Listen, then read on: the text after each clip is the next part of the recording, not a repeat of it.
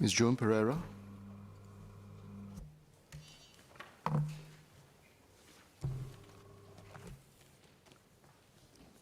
Sir, the arrival of dockless bike-sharing services is both a blessing and a bane to many cities, from US to UK, Australia to China.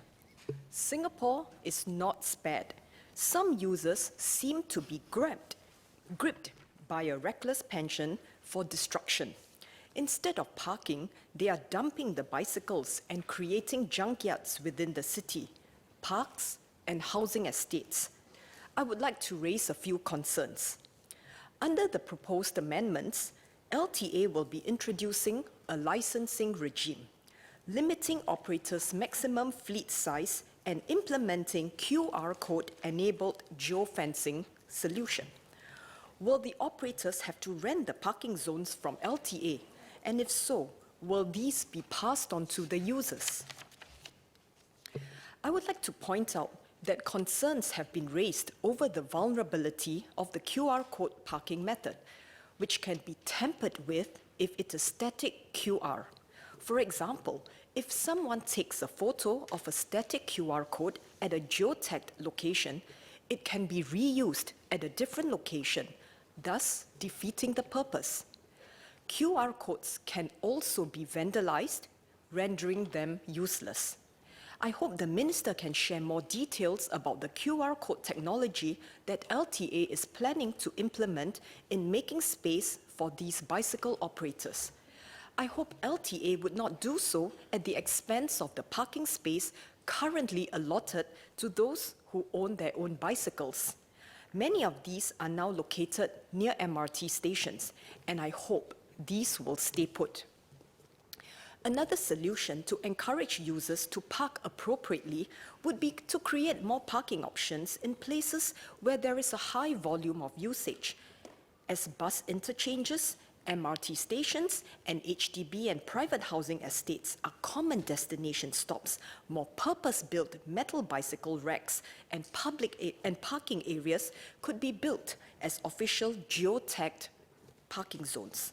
These parking zones should preferably be covered so that when it rains, the bicycle seats would not be soaked. Next, I ask that bicycle parking zones be made available in the industrial estates, as some of the workers are frequent bicycle users.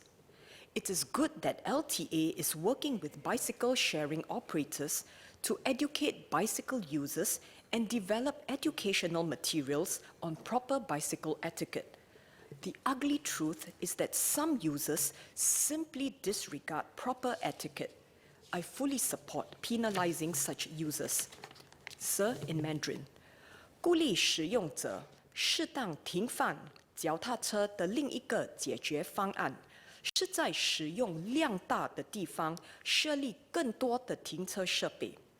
巴士转换站、地铁站、主屋和私人住宅是脚踏车使用者常去的地方，需要有更多特质停放脚踏车的金属价值和位置，来规划成官方的地理标记停车区。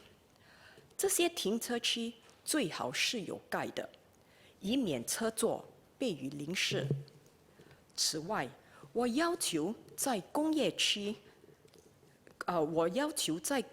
内提供脚踏车停放区，因为有些工友们是脚踏车常用者。陆路交通管理局和共享脚踏车业者一起教育脚踏车使用者和开放脚踏车正确使用规范教材是件好事。令人厌恶的是，一些使用者根本不遵守正确的行为准则。我完全支持惩罚这些人士。The bill has a provision whereby LTA can ask operators to collectively ban errant users who fail to park responsibly for a period of time. LTA's aim is to ensure that recalcitrant users will not be able to use any device sharing services. I hope LTA would consider tightening this rule further by imposing a fine on the errant users if they are caught riding using someone else's identity while under a ban. Mr. Speaker, I support the bill. Thank you.